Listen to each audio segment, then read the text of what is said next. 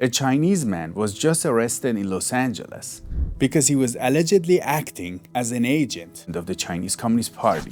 And he was trying to get officials elected in Los Angeles area to benefit the Chinese Communist Party. I think people may be curious, right, after they were elected, how much they would do. So you have to remember, once one candidate was elected, not only this candidate will work as a CCP agent to carry out the political agenda of the CCP.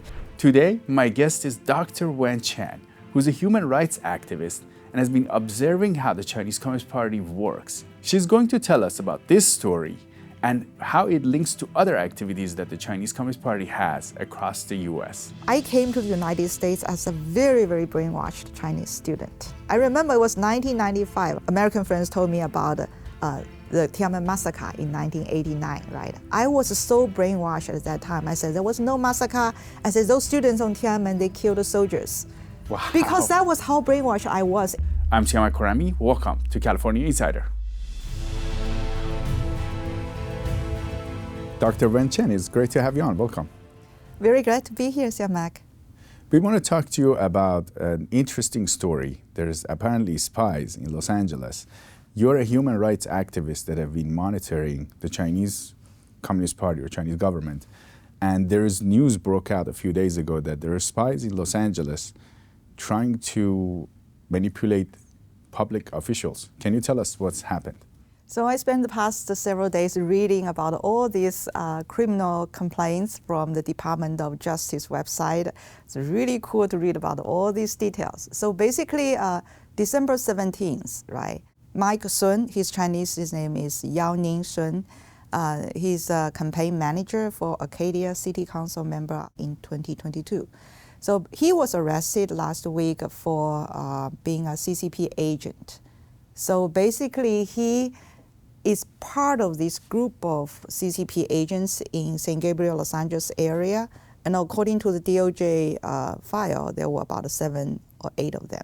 He is a third member of this group who got arrested. And the other 2 members, the core member, his name is Wen Chen. Let's call him John Chen, his last name. And also Feng Ling. They were both arrested last May and for bribing an IRS agent to attack a Falun Gong group called related performing arts group, called Shenyun Performing Arts, because Shenyun is a nonprofit organization run by Falun Gong practitioners. And so basically, John Chen and Feng Ling, this CCP agent group, they bribed an IRS agent. These are the first 2 that you mentioned. The first 2. That was the beginning of the story. So basically, they bribed an IRS agent, paying him $5,000, say, if you run an audit on Shenyun, and if you can successfully defame Shenyun, they're going to pay him another $50K. So wow. Unfortunately or unfortunately, this IRS agent was an undercover staff wow. of FBI.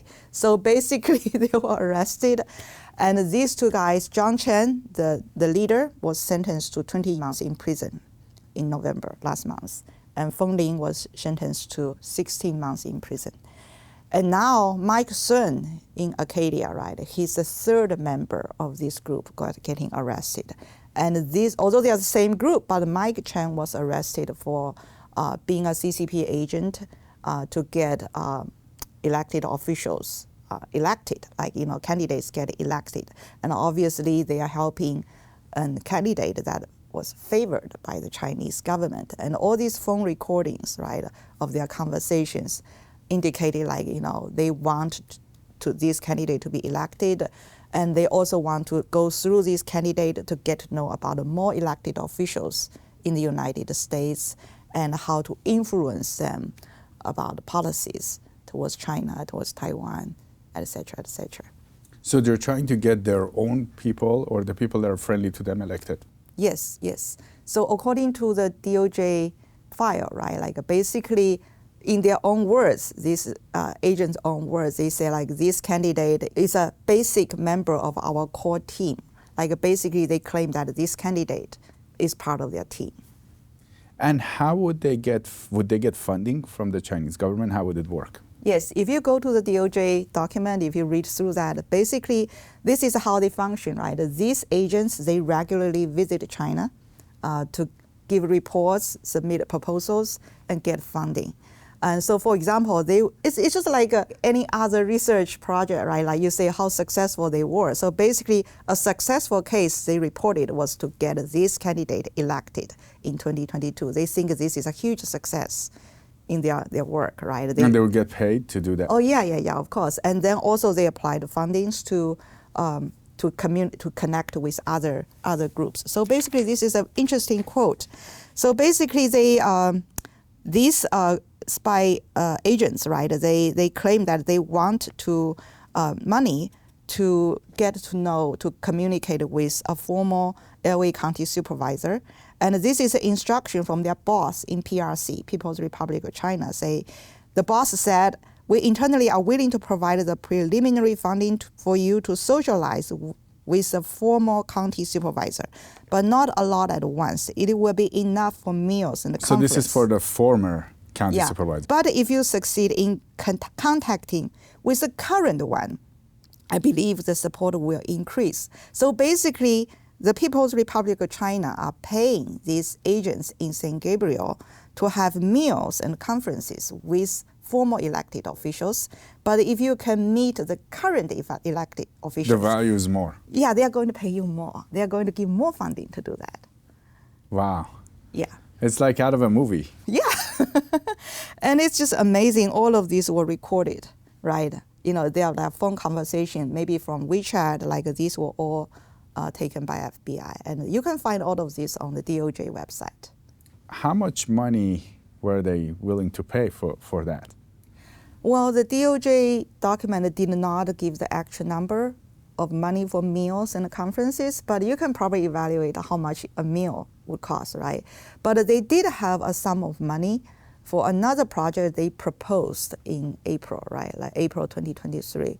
So basically, they said, okay, there are 5 major parades in the United States: the Rose Parade, you know, the Huntington Beach Independence Day Parade, and blah, blah, blah. They say, oh, Falun Gong and Taiwanese groups appeared in this parade. So we also need money to get pro-Communist Party groups into this parade.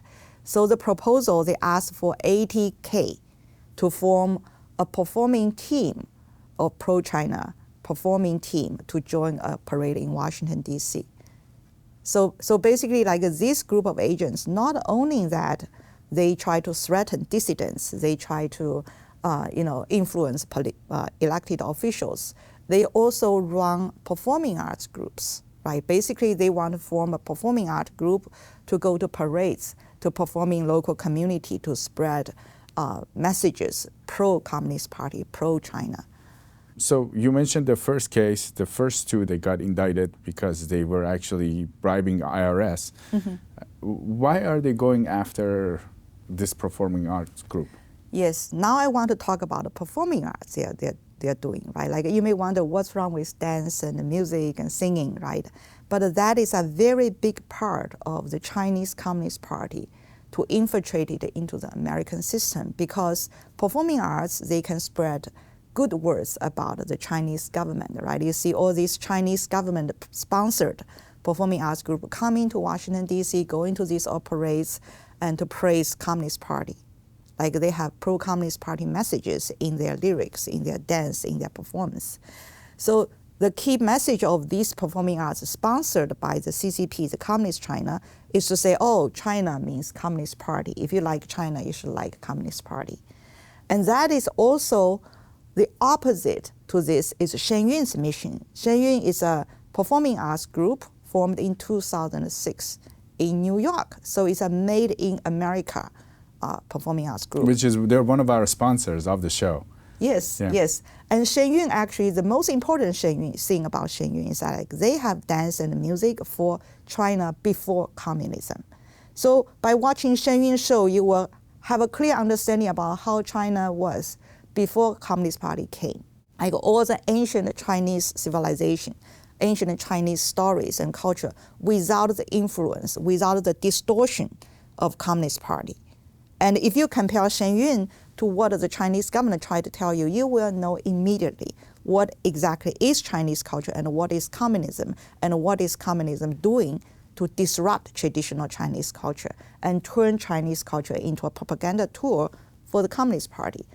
And Shenyun has been very successful since 2007, right? Nowadays, they tour all over the world, about over 1 million live audience every year, and they're coming to the United States, to the Los Angeles Music Center in January. And we have been watching Shenyun all these years, and many people still not quite sure where they're from. Like, they may Some not people think they're from China. Yeah, but that was the opposite, because Shenyun is made in New York with all the most talented artists recruited worldwide. We're talking about teenagers, right? 12-year-old, 13-year-old, that's the best time for them to become dancers. You can't become a dancer after you're 20, right? You have to start when you're young. And they have musicians auditioned for Shenyun all over the world to join this performing arts group. And every year, once Shenyun tour to here, like for example, if they come to LA, right? If you have your daughter or your son good at music or dance, you can go there directly for live audition to join the Shenyun Performing Arts. And also every May, they have open audition in New York. People all over the world can go to New York to audition. Of course, to get the live audition, you have to first send in your audio and video for a screen to get the invitation. But once a child, like a teenager, is accepted by Shenyun, you are enrolled in their education system. We're talking about a high school and a college in New York, where kids get a top-notch education of dance and music. They also get the regular curriculum of American high school and American colleges, right? And but basically, it's like you go to a top private university or top private high school. You study all the basics, but all the all the classes other than the core courses. Like the electives, yeah. Your electives is either dance or music. You specialize in that. But the most cool thing about this education system run by Shenyun is that once a child is accepted in the system, it's free tuition, like a room and board, and you even get a stipend when you tour. Now, why do you think the Chinese Communist Party, the Chinese government, with these spies, they're trying to stop this show? Why do they want to have IRS look into them? Because to them, this is the biggest threat to China's propaganda system, right? Because the whole Chinese government's propaganda system is to tell good China story.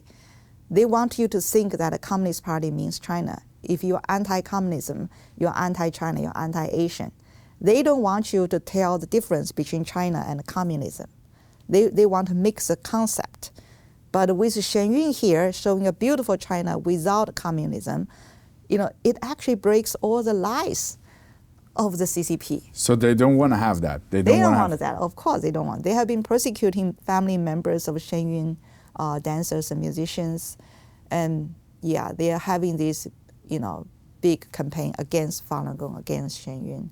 And I also want to mention that, all this infiltration by the Communist China is not restricted to performing arts. It's a whole system, right? So they have been paying mainstream media in the United States to run their advertisement. And once they receive this money, right, of course, they are going to tell good China story and have the CCP's view, in the United States. And they use their credibility to run the propaganda of the CCP, and that's part of it. And also entertainment, right? Hollywood, China is the #1 film market in the world now with 1.4 billion people. Every Hollywood movie wants to enter the Chinese market. And they would want to enter the Chinese market to make money. They will have to make a movie that, of course, you cannot criticize human rights in China. Instead, you have to tell a good China story, right? For example, if you think about when American astronauts got stuck in deep space, like gravity, the Martian, right? Who came to rescue them? The Chinese government, right? Communist Party came to rescue them. So that's Hollywood. So they portray Chinese Communist Party, not Chinese people, Chinese Communist Party in a positive way. Yeah, in a very positive way, as friends of Americans and a better system with better technology to rescue our astronauts, right? And all this, if you look at the big picture, performing arts from China is just part of it. And that's why they hate Shenyun, because Shenyun actually breaks all the lies they told through their system, through their infiltration. Shenyun is so influential, right? Like we're talking about a 1 million audience per year. And many Americans watch Shenyun, they immediately understand, okay, China is brilliant. before communism. And it's terrible now because of communism. First, they persecute some of the Chinese dissidents, and then they will also do other things that will impact Americans in the future. Yes. Yes, I think they crack down Chinese dissidents, right? If you think about dissidents, many Americans don't care much about them, say, oh, they're not influential. But these dissidents are very important because they speak the truth. They break the lies of communist China. And the Chinese government already have so much control, so much influence in the United States. If you think about it, over 30 mainstream media have business ties with China, right? Openly, you can search for them. They have business ties with China. They receive money from the Chinese government to run articles, run advertisements. And also, think about Hollywood, right? It's almost impossible for Hollywood to talk about human rights in China. If you look at American universities, right, the Chinese government is having so many, research connection with American universities by giving fundings to run Mandarin program, like we're talking about Confucius Institute. American universities, American high schools get money from China to teach Mandarin. And as a matter of fact, if you think about AP Chinese textbook, it's made by the Chinese government. Wow. In the U.S. In the U.S., if you have children studying Mandarin, right, you take AP Chinese, the textbook was made by the Chinese government. And that's how much influence they already have in the United States. It's really unbelievable to think about the core member of this St. Gabriel CCP spy group, Wen Chen. And when he was arrested, he said, I have been doing this for 30 years. Wow. And he said he received $250K from the Chinese government 30 years ago to come to the US to do this job. And he never denied it among his friends that he was a CCP spy. He said, I work for the Chinese government. And he was very confident, our network is so strong in the United States, we're very well protected. So this is how confident he was. He said, the 610 office, basically that's the agent, right, in China. He that's said, the agency that does this kind of... he worked for. Basically, he said the Chinese agent system in the United States is 100 times stronger than FBI. They're going to protect us, nothing will happen. But if you think about it from his perspective, right, doing this for 30 years, he's fine, he's doing well. What do you think about it? That is how much influence they already have in the United States. And if you talk about the dissidents, although the number of people are small, right, just these people, but they keep speaking out, keep awake Americans from this propaganda system. You give a lot of talks. You're speaking to a lot of people. You go to a lot of different groups. You tell them about the human rights issues in China, and you have been doing that a lot in California. Do most people know any of this? I don't think many people know about it, but I think in the recent 10 years, more and more people become curious. They want to ask. They want to know more about it. That's why I was able to give so many talks, right? So I want to share a very interesting story also related to election. That was 2 years ago, happened to be 2 years ago. And I have a friend in Texas, Plano, and she called me the other day, 2 years ago. She said, there was a Chinese woman in a city in Texas running for a mayor position.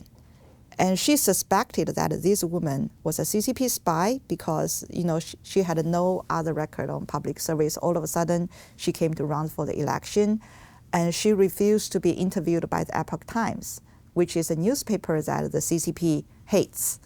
And that was a alarming sign because we know usually CCP agents would stay away from the Epoch Times because their boss in China told them not to be interviewed by the Epoch Times, otherwise they got into trouble, right? So that was a red line they cannot step. And so basically she invited me to go to Texas because that woman was running as a Republican. And the local Republican groups also suspected she was a CCP spy, but they could not find any evidence. So the local Republican groups invited me to give a talk in their meeting. There was over 100, Republicans sitting in that room. And so basically I gave a talk about China's human rights and also how the CCP infiltrated into the United States. And that woman was sitting about 10 feet from me, right? At the beginning, she behaved like a normal American. She said everything like freedom, like democracy. And when I was on my third slide about human rights in China, she stood up and ran away. Wow. She just all of a sudden opened the door and ran away. And of course, everyone was shocked, like over 100 people were shocked. And I finished my talk as usual, and the meeting organizer came to the podium and said, okay, now we all know who we should endorse, like the one who really need to listen to this topic ran away at the very beginning. And she did not win the election. Why do you think she left the meeting? I think all these CCP agents, they have to follow the order of their boss in PRC, right, People's Republic of China. And there were several things they cannot touch. Number one, they cannot be interviewed by the Epoch Times or NTD TV, all these groups like the CCP hates. And number two, they cannot openly denounce the Communist Party. Otherwise, they also got into trouble. And I think like that woman, right, if she sits there listening to my talk about human rights in China, and there will be cameras taking her photo, sitting, listen to my talk, and that will make her look bad in front of her boss. And her future as a CCP agent would be ruined. So basically that they have their rules, they have their red lines that they cannot touch. You mentioned you talked to the Republicans, but is this common in the Democrats as well? Yes, definitely. Like, Mike Sun actually is a campaign manager for a Democrat candidate. I don't want to mention her name, but you can probably easily, find out her name by searching who Mike Sun campaigned for. So this is happening in both parties. And as a matter of fact, the candidate he supported originally was a Republican and then switched to Democrat. So it doesn't seem parties, like they just pick whatever party is popular in that area and they just go with that to get in. Yeah, it's happening everywhere. And also, I think people may be curious, right, after they were elected, how much they would do. So you have to remember, once one candidate was elected, not only this candidate will work as a CCP agent to carry out the political agenda of the CCP, they can also influence other elected officials. They can influence the whole party, influence the whole network of politicians in their circle. And if they have a few, then it could have a bigger impact. Yeah. Now, one of the things we've interviewed a lot of mayors and city council members, and they get invited to go to China, right? Well, I don't know too much about this program, but I do know one city, a mayor. He has been a mayor for Southern California city for over 20 years, and he goes to China almost every year, sometimes several trips. I think they have a very long-term vision. They would not be satisfied just inviting one mayor and have lunch with them, dinner with them, have some programs, because they expect this candidate, this politician to rise, right? For example, this candidate may become a city council member now, and then this person can become a mayor, and then this person can run for the state assemblyman, and then can go to the Congress. And once you go to the Congress or Senate, the influence grows. You have even more. You can make policies, right? To favor communist China, and you can suppress bills. For example, I think the Senate, if you work in a Senate, you can suppress a bill that target for forced organ harvesting in China, right? Like human rights bill. You can suppress them. You will be able to shape the foreign policy. Why they're going after Shen Yun? I think the key message about Shen Yun, right, is China before communism. So the Shen Yun shows they actually show traditional Chinese culture without the influence, without the distortion of the Chinese Communist Party. While the Chinese government want to export their propaganda system of the Chinese culture, package it with communism. And if you embrace the Chinese government's version of communism, Chinese culture, you embrace communism. But if you watch Shen Yun, you immediately see they're lying, right? This is not Communist Party, So that's why the Chinese government hate it very much. They want to remove all different voice, can break their lie. And the Shen Yun, the most amazing part is their business model, because they recruit the most talented children worldwide and train them, give them the best education, and then tour around the world. And they always sold out their tickets, and all the ticket money went to support these talented teenagers to study dance and music. I have two daughters, and we watched the Shenyun the first year they came, right, 2007 or so. And at that time, my older one was 4 years old, my younger one was 2. I was so excited after I watched Shenyun because when I was in China, I never watched any Chinese performance so elegant. I didn't know that my own culture was so brilliant. So I remember my daughter, my older one was 5, I immediately sent her to learn Chinese dance. I said, you must learn this. You must learn this. This is so beautiful. And then, like, she learned Chinese dance for how many years? 7 years until she was 12. And then we realized she's not tall enough to become a dancer. And then she was disappointed, but then she immediately told me, like, Mom, I want to learn Chinese music. I want to learn pipa so that I can audition. When they were in middle school, they really wanted to audition for Shenyun. They studied music professionally for several years. But they auditioned for like 3 years, for Shenyun. They couldn't get in. At that time, they were almost in high school. And that was a moment that we realized like they were not talented enough to get into Shenyun. But they are actually very, very good kids. When you look at these parts of my children, it's like they tried very hard for music, but didn't work. But the same motivation, same inspiration helped them to succeed in other majors they chose. And this is not just to our family, but also to many other families. I saw many Asian families, their children, did the same as my children. And some went to Shenyun, some didn't, but still did very well in school and in their future career. And one major motivation of this audition for Shenyun is not only to become top musicians or dancers, but also for financial reasons. Because once you are accepted by Shenyun, right, like you get a full tuition covered, you get a full scholarship that cover all your tuition, room and board, you even get a stipend when you tour with the company. So at that time, like when our children were middle school, when we think about private school, I say like, that was the best option of private school, right? Once if you're good enough to get in, you get everything for free. Then everything is free. Yeah. Your education. Yeah. And to the rest of us sitting in front of the TV, right? It's like, oh, Shenyun looks great. Let's buy a ticket of $200, sit at the front row to see Shenyun in LA Music Center. But you think about it, these $200 you pay for Shenyun, right, to see the show. Yeah, the theater may take a percentage of it, and the rest of the money actually all go to the school to support the talented children to learn music, learn dance, become the top-notch artists around the world. So when you are Chinese yourself, and you're going and giving these presentations on human rights issues across the state, and especially in the Southern California area, how is it as Chinese to go and talk about the Chinese Communist Party and what's happening in China? How does it feel for you? So myself, okay, it was really interesting story about myself. I came to the United States as a very, very brainwashed Chinese student. Okay, I remember it was 1995. I was a graduate student in a Southern California university, and my friends, American friends, told me about the Tiananmen massacre in 1989, right? I was so brainwashed at that time. I said, there was no massacre. I said, those students on Tiananmen, they killed the soldiers. Wow. Because that was how brainwashed I was in 1995. So you really believed that they I believed all this propaganda when you I were came. told that children killed the students killed the soldiers. Yeah, I believe those, right? I came here as a very brainwashed Chinese student. And my American friends really helped me to see all these Tiananmen massacre pictures and the videos, and they helped me to awake from this propaganda. You have to break one lie after another lie. It took me at least 5 or 6 years to get out of it completely. I mean, I remember it was 2000 or so. I thought I had enough. Like everything I learned in China was a lie.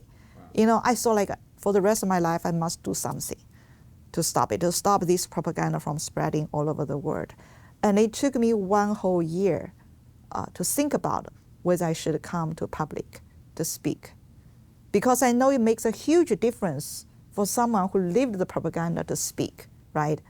Right? You never lived in China. If you talk about propaganda in China, human rights. I lived a couple of years, but I didn't know what was going on. Yeah. But like, if you have someone who lived the propaganda, who witnessed everything, and family went through all these persecution, people believe that. And I think it really makes a huge difference for Asian Americans, for Chinese Americans like me, to speak about human rights. And also concept-wise, right? Everything about Mike Sung, about CCP spy, really disrupted the reputation of Asian American community. And nowadays, many Americans look at my face, say, oh, you have an Asian face. Maybe you are also a CCP spy, right? And really, we are saving the credibility of Asian Americans by speaking against the CCP, to make a clear statement that Asian Americans are not communism. We're anti-communism. We're here, because we love democracy. We love, freedom. I mean, majority of Asian Americans, we love freedom. We come here for freedom. And those very, very small percentage of CCP spies, they actually ruined our reputation. And it's important for Asian Americans like us to speak out against these CCP agents. Now, when you give these presentations, people come with a certain perception of China, and then they walk out with a different perception, right? Yes. How does that compare when they come out? Do they look at China more positively, or do they look at negatively, because you're talking about the human rights issues? Because I think people will have a whole new understanding about who are Chinese, right? Most Americans, they are clueless about who are Chinese because the CCP agents present them as representative of Chinese. They say, oh, Chinese means they're communism. They're Communist Party members, they're CCP agents. Like many people have this misconception, say, oh, all Chinese are Communist Party members. But when they see people like me, like us, right, like dissidents, those who's actually speaking against CCP, they become respect Chinese. They start to respect Chinese culture. And they would understand that we are also part of American society to fight, to keep our freedom. And it's critical for you to engage Chinese Americans in this big battle against communism, because we lived the communism. We know communism the best. We know how to win the battle because we lived it. Now, do you, because these agents are there and they're specifically looking at things you're doing, do you feel afraid for your safety? That's why I hesitated for a whole year before I came to public to speak, right? I still kept a copy of Los Angeles Times with a full-page picture of me in 2001 or so. But once you come to public, you know, like, you go, okay, I'm already public, let's just do more, right? Because no matter, there's no way back. Like, I can just do more. And actually, the more people I can inspire to speak in public, the individual risk is smaller. Think about it. If I'm the only one speaking about this, yes, all their efforts were targeting me. But now I'm not important. There are so many people speaking on these issues. We have hundreds and thousands of people speaking out, and we have so many Americans speaking about this. And then individual risk is much smaller. So those who watch this video, I think the best support to me is to spread the video so that more people will know about these problems, America, this infiltration, this harm of the CCP spies, what they're doing to harm America and harm the Asian American community. Spread all this information. That's the best support to me. Dr. Wen Chen, human rights activist, it was great to have you on California Insider. Thank you, Siamak. Tell us what you think of this story. Make sure to write to me at siamak@californiainsider.com. I always read all of your emails and comments. See you next time.